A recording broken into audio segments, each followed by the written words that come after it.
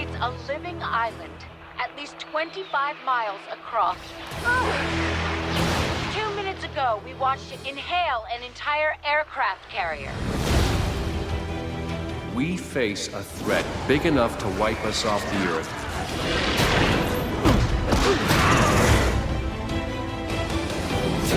You won't be able to do it. You do not have the will. Time to see what this ring can really do. All of you, to the last breath! Yeah! Fight on! Are you with me? Hello and welcome to Movie.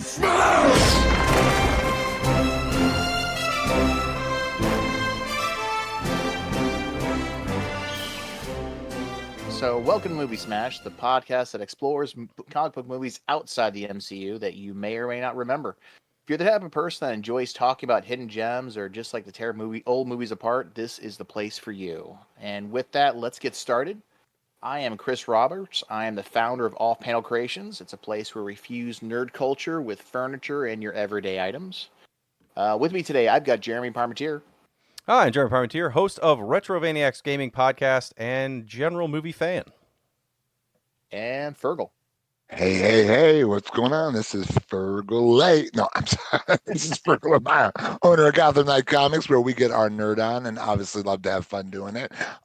Excited to be a part of here. We are your newest, freshest, most awesome store in Livonia, Michigan, and we ship everywhere. Can't wait to be a part of this conversation. Let's make it happen. Okay, so our movie for today is our first animated movie that we are going to review and discuss. Oh, and Chris, before we get started, if you don't mind me saying, movies smash!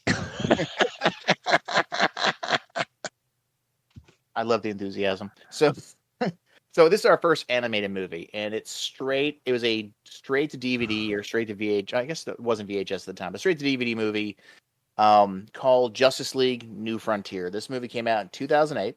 It's got every B-level actor I can think of. Now, David Boreanaz, who he played Angel, I think. You got Neil Patrick Harris, Miguel Ferrer. You got Lucy Lawless in this thing. I mean, there's a lot of people, a lot of actors in this movie. We'll get more into that in a bit. But before we jump into this movie and sort of do a deep dive on this thing, what was your guys? Are you guys familiar with this movie at all? Was this the first time you watched it? No, actually, this is one of those gems I discovered, sort of like the Doom that came to Gotham and Under the Red Hood and Christ on Infinite Earths. These are just one of those little gems that didn't necessarily get a ton of. I think I saw only 2 trailers on HBO Max on this, so I saw it and I was blown away. I mean, just the tone, the tonality, the character introduction, the fact that they really didn't. That it was literally a merge of gold and silver. Silver and bronze. So it was kind of that golden age, that silver age of comics, kind of diving headfirst into that bronze age. And that was absolutely awesome how they seamlessly put that together around a threat that was bigger than all of them. So one of my many dark secrets is that I don't watch a lot of animated movies. Nothing wrong with them. I'm not like I'm too cool for animated movies. I just don't watch a lot of animated movies. So I have not seen this until this podcast at all. So this was all new to me. And for me, I may or may not have mentioned this before, but I collect steelbooks for DC movies, including the animated one. So I've owned this thing since it came out. So I've seen it a few times before this, without a doubt. It's an enjoyable film. We'll get into that in a little bit, but this is not my first time seeing this movie. So Fergel, I mean, I know when I saw this is when it first came out. When was the first time you saw this movie? Same time as you did, Chris, when it first came out. And so again, character, definition, I just knew the story, but I think what really attracted me to it was the shooting style was so underutilized. Often in animated movies, they try to go overboard, sometimes too much. There's new styles now. I mean, Batman and Superman, the Super Sons, different styles, or RBY or the RXBY movies that came out. This one was kind of a throwback to the old school, and they really, the way I think the voices made the cast on this. And so, I saw it when you saw it again. And then, as the world was moving, I was like, wow, this is kind of befitting for this world that we live in a little bit. I saw it again. So why do you? Obviously, you have some familiar with this. You're familiar with this movie. What background is there about this? Are there comic books we should read when it comes to this movie? Yeah, at all? it's an Eisner, Harvey, and Schuster award-winning 6-issue comic series. It's actually written and drawn by Darren Cook, published in 2004. And to give you the credit to Mr. Cook, influences by series like Alex Ross's Kingdom Come and The Golden Age. New Frontier is set in the 50s, depicts the Golden Age, Batman, Superman, Wonder Woman, the trifecta, the Holy Trinity, meaning Silver Age, and kind of even some bronze, Flash, Green Lantern, Martian Manhunter, and then characters as they move on, like the Blackhawks. It symbolizes the end, and then at the end is the next time they begin. And I think the way they handled that was awesome. Yeah, you sort of touched on it. So a quick, for those who have not seen this movie yet, and I do recommend you go see it, that this movie, give you a quick plot on this. It starts post-Korea, the Korean War. Like, literally the opening scene is they've announced the end of the Korean War. And Fergel, you kind of mentioned it. It's really describes the transition of the Justice Society of America, world of superheroes.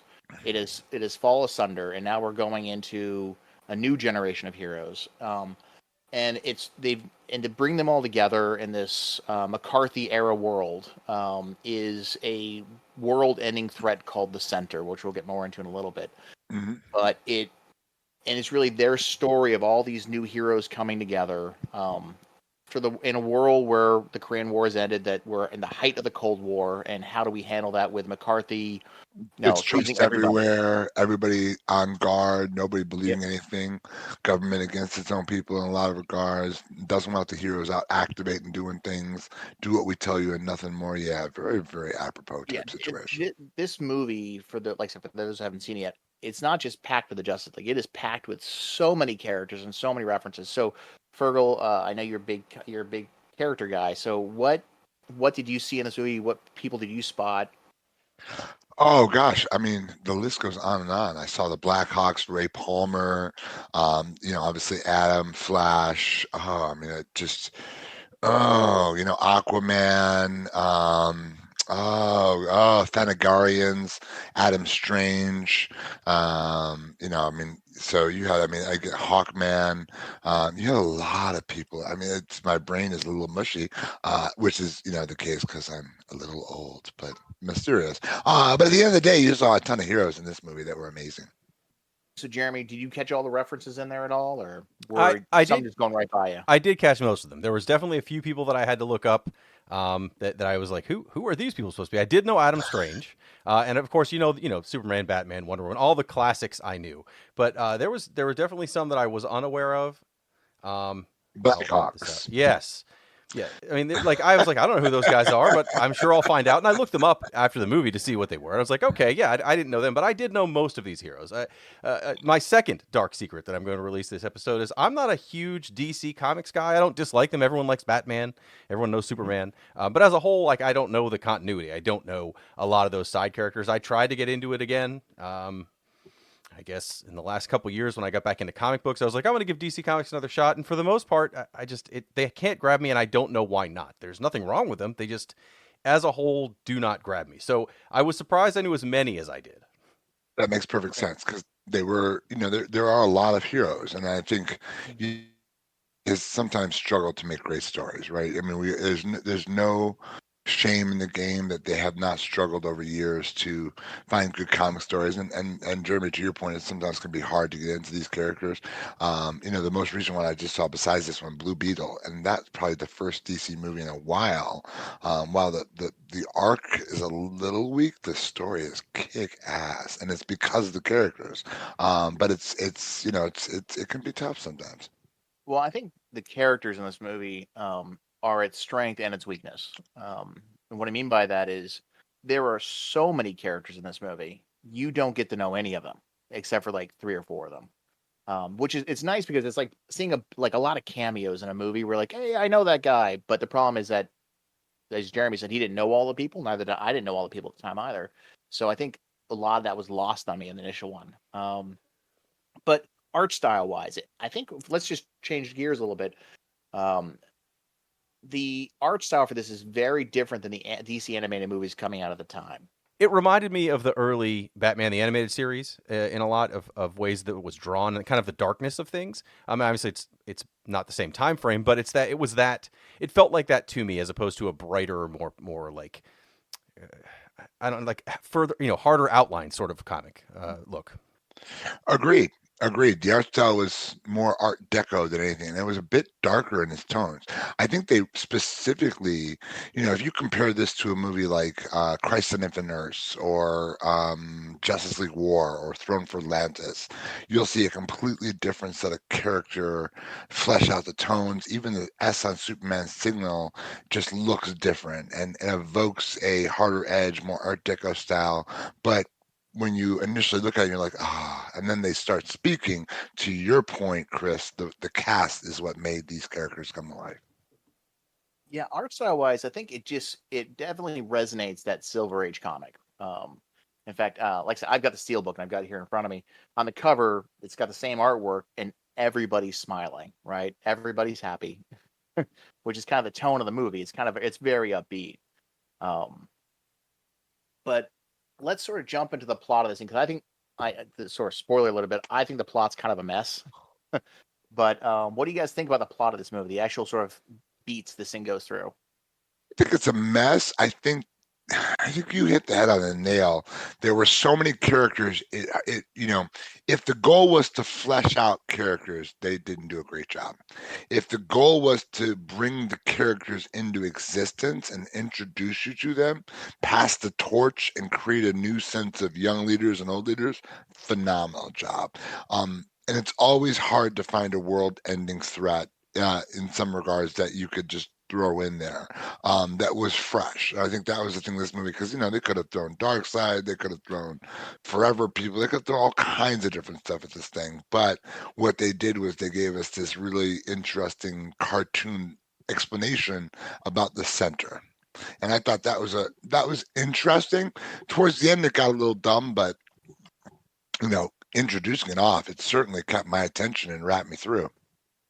But you're right, it's a little bit of a mess when it comes to everybody trying to get to know everybody. Well, I think it assumed you'd know the core heroes, right? You didn't have to get explained who Superman was, or Wonder Woman, or even the Flash. Really, he's kind of somebody who was a hero and now is kind of trying to get away from the limelight as part of the story there. It introduces you, I think, for the only main hero that it kind of does a whole background for would have been Green Lantern. It kind of introduced the Green Lantern really quickly. That is one of the characters I was pretty familiar with, so I didn't need the background. I thought it explained it pretty well, but I don't know if I would have understood a lot of the, even the power base of what Green Lantern can do without knowing more about the character ahead of time. I do think they crammed a lot in. This would have been better suited as a series, maybe a short, like a mini series, 3 or 4 episodes, as opposed to needing to cram it into 75 minutes. But I also think at no point was I bored with this. I wasn't like, okay, great, there's a whole half an hour on how the Flash is trying to hide. Like, everything was done kind of moving these stories along with enough movement between each character to keep it interesting. And I liked that it wasn't just a focus on, okay, here's Superman and here's Batman, and they're going to try to figure out how to do this. I was very excited that they were in it and they did serve a purpose, but they weren't the main characters. No, actually, the surprising character in this whole thing was King Faraday, which is another DC character, has his own comic book from the days. And I thought he was a really interesting. And I thought the origin of Martian Manhunter is literally comic accurate down to every piece of it.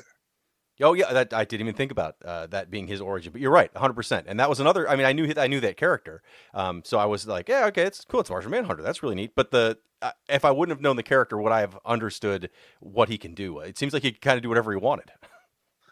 Yeah. Yeah, it's essentially what I felt like when watching this. I think if you look at it more of a view of it's an origin story for Green Lantern and the Martian Manhunter. All the other characters, when they're introduced, I feel like they got introduced with a potential storyline for each of them. We just never saw the resolution of any of those storylines. And me being a big story guy, I'm always like, I want to follow this character for a while, which maybe that's the point of this comic book series, which is now this movie, which is to interest you in everything else, right? To get that's where the Aquaman of Superman introduction came into. Does somebody know this gentleman? Yeah, when he comes out of the water. This one's been asking for a woman named Lois. See, I took that as like a cameo, as more than an explanation or an introduction of the character. Because again, this is not a comic that would have come out at the time the comic's based in. This came out more recently to kind of tie these two eras together. I don't even know if it's considered technically part of the continuity of the DC universe. I have no idea what currently is the continuity of the DC universe, but I thought this felt, for me, it was kind of like if DC thought, okay, I'd like to take kind of the concepts of the shift of the superheroes from being like easily seen public heroes to maybe possibly public menace to kind of having to work in the background, like a Watchmen kind of thing. So, but it was that background, but with the DC characters that everybody knew already. Mm-hmm. That's a great similarity. That's probably the closest, because in Watchmen, it was very much steeped in Nixonism and you know, kind of the next suspicion of everyone who can do something different type scenario. So I thought there was an incredible message, but I also think, you know, if you're not looking for a message, I mean, you could see a lot of different things come out of this movie, but you know, it gives you enough to keep you great, but it also potentially could interest you into these stories. Now, the one thing besides having all these characters, I think this movie also makes a lot of tonal shifts as it's going along. What did you guys think when it came to the tone of the movie as a whole? You know, for me, I don't know if I noticed as many of those shifts. There's definitely shifts, right? I even think, you know, one of the things when I watched this movie, and it's been interesting since I've had this in my house, I have the lighted system, the Govee immersion lights. And so it's interesting because with that immersion lights now, I can kind of see what the director's version of how they're toning, how they're coloring the movie as the movie goes on. So there are certain points in the movie where it gets a bit dark. There are certain points in the movie where it feels a little lost, where it feels a little scared. And then there are points in the movies that throw the inspiration. So, I mean, definitely the tone comes at you. And I think the source was scary enough that it killed people. Well, and at the very least, it looked like the source. And let me go before I continue. Are we trying to tell people the end of this movie? I mean, spoil it? Yeah. I mean, it's a 15-year-old movie. I'm fine with that. I just want to make sure before I continue. I want to make sure we're all on the same understanding of all the people concept. who wish not to be spoiled, please put the pause on the show and come back. I like to make sure. I don't want to make sure everyone's like, yeah, Jeremy, we're trying not to do that. Like, oh, I'm so sorry. But to mention that the source would have harmed people. I mean, it looked like literally this movie builds up Superman as, you know, the ultimate superhero, which he kind of is. I mean, he's basically invulnerable for the most part, and he's, if you could paint one superhero one generic color of good guy, it's easily Superman. And in fact, they make that statement early on when you talk of tone. The darkness of this movie from the get-go for me was a lot stronger than I expected. Again, this I thought was supposed to be aimed at kids cartoon movie. I mean, it's not a kids movie, but it's a movie that I wasn't like, oh, I'm not going to let my kids see this. And then in the first couple minutes, you get to see Wonder Woman in Vietnam, basically helping women after they have captured and killed their own captors. And Superman and her have this kind of fight over who's good and bad. And it's like, oh, wow, this is really dark. But it paints Superman as kind of like this universal good, even though he's still kind of questioning his own motives, and other people are questioning his, you know, what is the motive of the U.S.? What's the point of us being here and doing these things, right? So it's got that dark area. Hal Jordan, when he finally, you know, he wrecks his airplane, he ends up in this trench with a Korean soldier, and I know it's in silhouette, but you still see him, you know, basically get into a fight for his own survival, and it's a fairly graphic headshot. It's like, all right, well, this is extremely dark and graphic compared to what I expected. Graphic. Yeah, agreed. And the driving scene and the way they talked about mental health and the way that, you know, it's just the way they approached those subjects, you are hitting. That's where the graphicness of it shows, like they were unafraid of going and letting it be what it was supposed to be.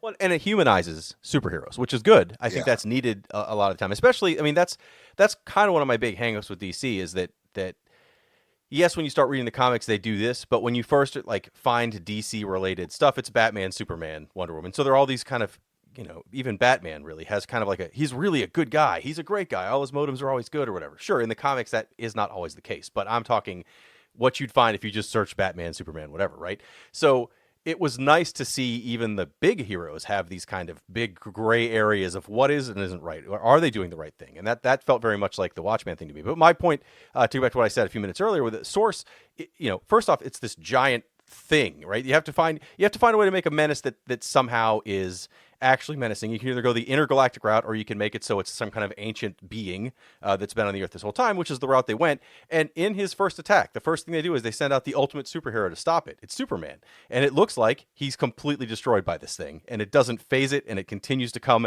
at the rest of the heroes. Where you realize they've kind of realized this is it.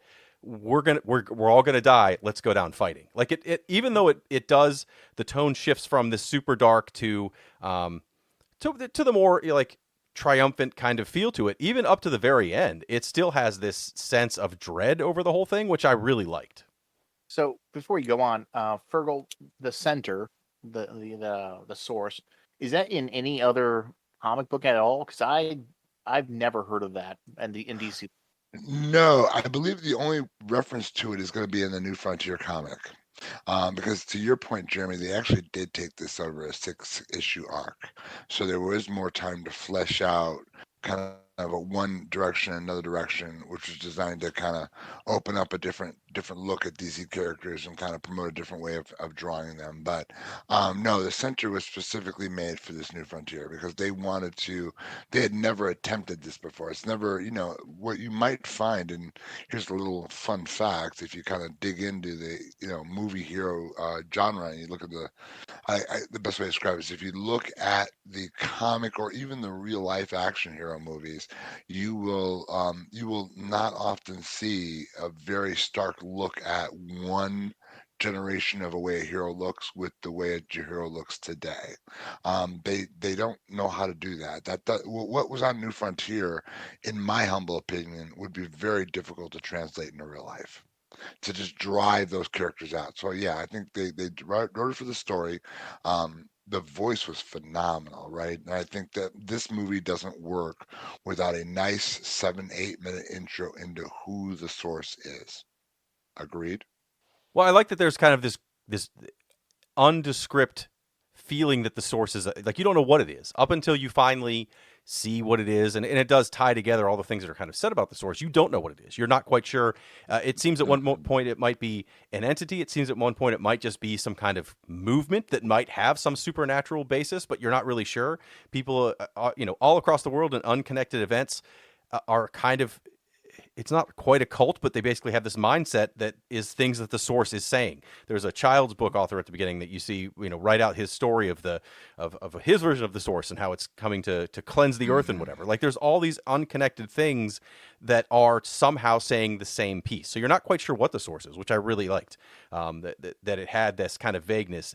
I don't want to keep comparing this to Watchmen, but to get back to what you said, Fergel, about how you don't think this would go well in live action. That's what I don't like about the Watchmen movie is I think the end of it's fine for what it was, but if they tried to film what was in the comic, which worked totally fine in the comic, it would have been fine in an animated version, it would have looked really goofy. So I think you have to be animated for something like that end monster to make any sense. Otherwise, it's going to go from what probably could have been a totally acceptable live action movie to feeling like one of the cheaper Godzilla movies. The source is basically like an eldritch horror, right? At the end of the day, Yeah, it makes people go insane. It's undescribable. I mean, it's a floating island, not a floating island. It creates creatures that are monstrous that flow from it. That then And when actually, they I die, apologize. I know we've been calling it the source, but it's called the center the center. Right? We kept calling it the source, but anyway, because it just sounds just as cool. okay, there you go. We just created the next DC villain. I can't wait to see what I've been watching or reading or playing that hasn't to be called the source, and I've been calling it the source this whole time. But yes, we're all talking about the same thing, even if I don't know what to call it. Well, the one thing, and yet again, my issue is that there, as you mentioned, Jeremy, there are a lot of things like there's the cult that's in there. There's the guy going crazy from the voices in his head.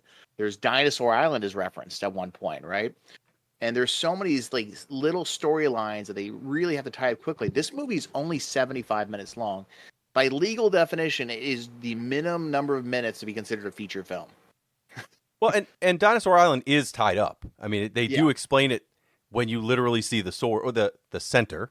You literally see the center. That is the before mentioned Dinosaur Island. Yeah, but I'm saying they jam so much into 75 minutes. So pacing wise, how do you guys feel about this thing? Your point. I think it's a lot. I mean, they threw a lot. For a nerd, and again, I take for granted often, and I do this. It's just because we're normal people that I know all of these characters. That there's not a one of them that I'm unfamiliar with. So when I see them, I'm like, that's cool. How they tell them, that's even better. But you can definitely get the feeling that this should have been at minimum an hour and 45 minutes. I mean, the Doom that came to Gotham, which I continue to reference because right now in my watch list of new movies in HBO, that's the best movie that DC has out right now. It's the Doom that came to watch. It's so Yeah, that's gosh, a fantastic film. I've got that. fantastic. But But that's this not our movie, movie today. that's not our movie, Dave, but this comes up behind it. But I keep thinking about that in terms of just where this movie comes. Another fantastic movie. And again, if they had just lengthened the movie out, I think they could have given a little bit more. Because I actually went back and bought the 6-issue comic set, including variants, because now I'm going to be selling it. I'm selling a few of them at the store. And the store, the book in the series, is a little bit more opportunity to understand more that could have been in the movie. I think you risk, if you make the movie longer, you risk losing people's interest somewhat. I understand what you're saying, and I agree. I think it was a lot. For me, I didn't know a lot of those characters, not all of them. For me, the biggest part where I didn't know them was towards the end when, they go to take on the center and all these heroes show up that before were kind of in hiding or operating outside of the law or whatever. And I knew most of them, but I didn't know all of them. And it didn't bother me because they just were supposed to represent heroes, right? Superheroes that you may not know, or superheroes that maybe they made up for this movie, even though it turns out they didn't. They were all characters that I just didn't know.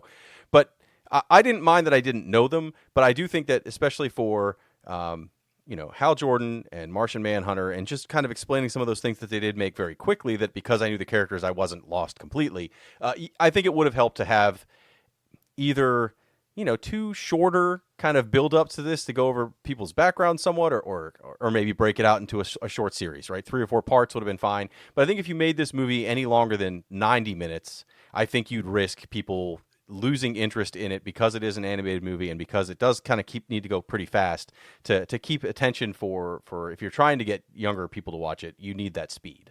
So rating wise, how many thumbs are you guys going to give this thing? At least a thumb up with a happy face behind it.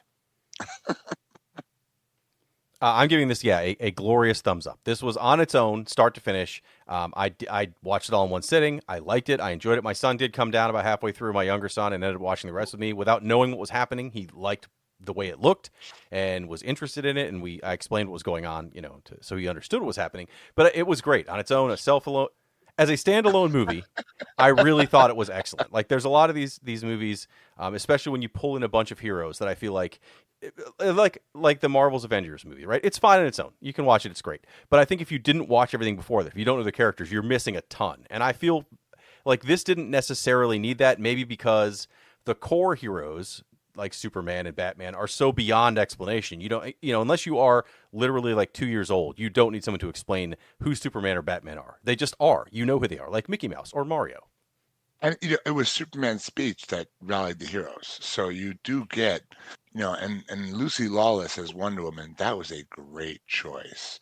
That was a really good choice. And again, I think that Superman's speech is just exactly what you expect from that hero.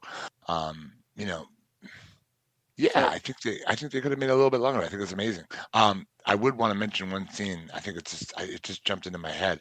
The Batman scene when he meets Martian Manhunter. That was so cool. You guys agree on that? Like, I've got a $35,000 sliver of kryptonite for the one in Metropolis. For you, all I need is a match. I thought that was amazing. A 10-cent matchbook.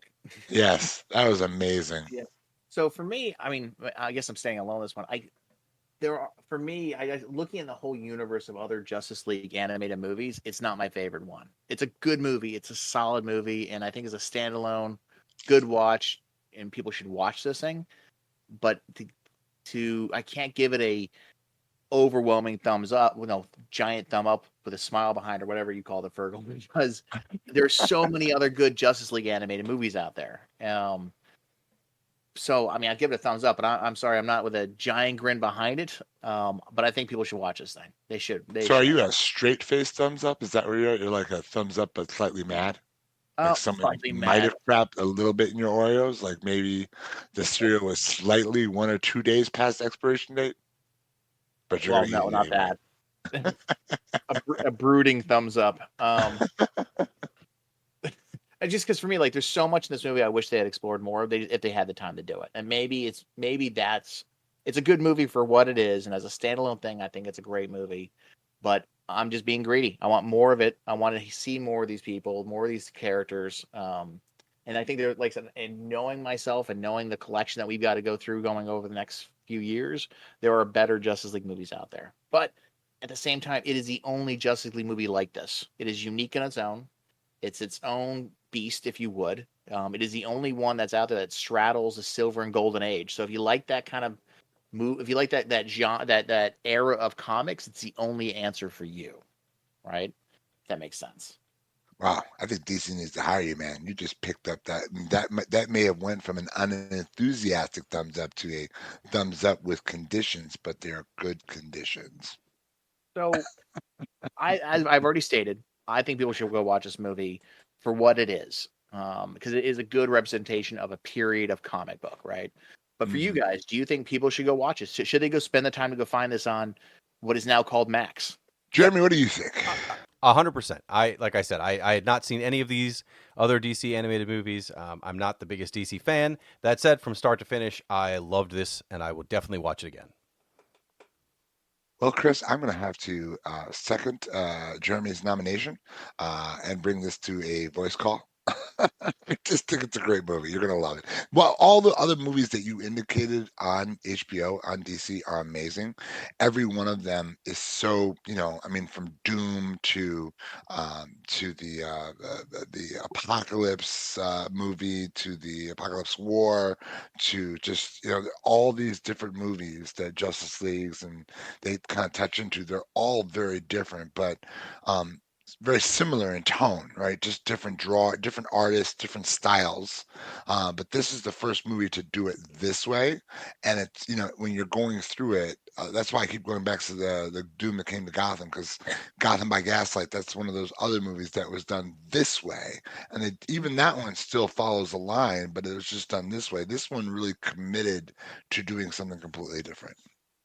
Yeah, and that Gaslight Gotham movies, there's two of them actually, are definitely in the what era is that? The post-Victorian 1800s? Yeah, post-Victorian, yeah. So I don't think I have to ask you guys if you'd watch this thing again. But instead of asking, like, our normal question is, should they make a remake of this? I guess the better question is, should they expand this out to a series of movies or even a television show? Unequivocally, yes. Will they? Who knows? But yes. I don't know how much. I mean, again, other than maybe getting into some more of the background story, or maybe covering more of the period right before this, might be interesting to cover. Kind of the part where superheroes would have had to take oaths to the United States, and the others went into hiding. Like, I'd like to know more about what heroes did during that time, especially the ones that I didn't know very well. Like, what did Adam Strange do during that time frame? I don't know. So that would be cool to kind of cover that. I don't know if I need to go past the end of this movie forward. Like, I think the end of this movie kind of sets up for, like, and this is how the Justice League formed. Great. They have movies about that. They have comics about that. I want to know what happened right before this. Yeah, I'm going to amend my answer and agree with Jeremy even more. You always amend your answer. We're actually, I think somehow or another, our theta and beta waves have matched. I'm not sure how that happened from our distance point, but I believe we have matched theta and beta waves. Jeremy, I'm not sure if you can read my thoughts, but I feel like I'm getting yours received. I'm just such a good debater. I'm great at it. So there you go. I would second Jeremy, but not for probably the same reason. I think it is special by its uniqueness. And I think if you add to that, if you create a series around that, or you try to tell other stories in the same exact universe that thing is set up in, I think it takes away from what it is, right? Because I don't think they can necessarily stand on their own for what it is, but I think it should stay as it is, be a piece of history, if you would. And I think people should go out and see this thing. I mean, it's now 15 years old, but it's still solid. Agreed. I'm watching Ghostbusters, and that's 35 years old, and that thing's still solid. Even though that Stay Puft Man looks fake as heck. So, what do you guys? So, outside this podcast, what are you guys working on now? What's your big project?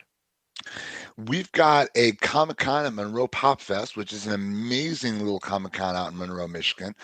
Uniquely different in that it has much more of a carnival feel as well as an indoor-outdoor Comic-Con.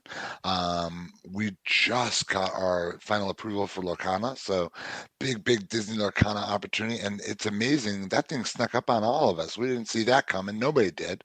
And just excited to keep growing, keep doing the things we're doing. We've got some great new storylines out. Everyone's really talking about the Wolverine Ghost Rider storyline. That's been pretty phenomenal. We're diving back into some of the other stories and just some of the independents as well, like Vanish and other stories like that. And our independent author, where we're the only shop in Michigan carrying Path of the Pale Rider, has issue 4 out, issue 3 and 4, which we've got in store.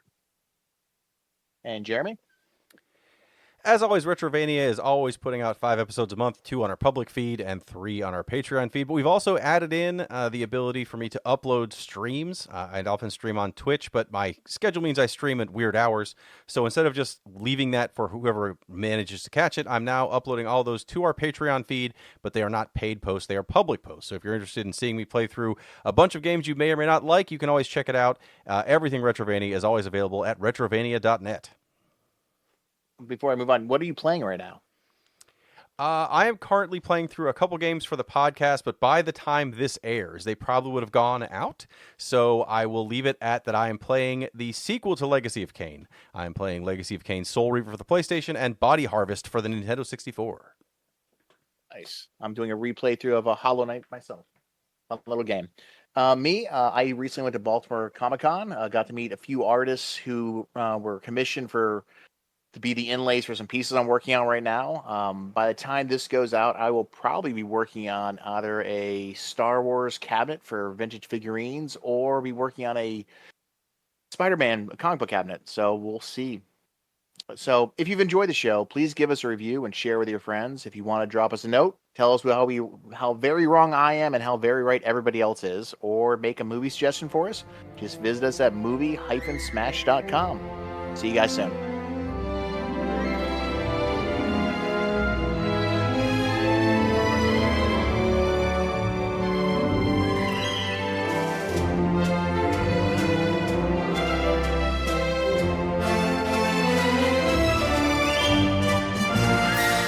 Show, please give us a review and share with your friends. If you want to drop us a note, tell us where we were wrong, or give us a movie suggestion, visit us at movie-smash.com.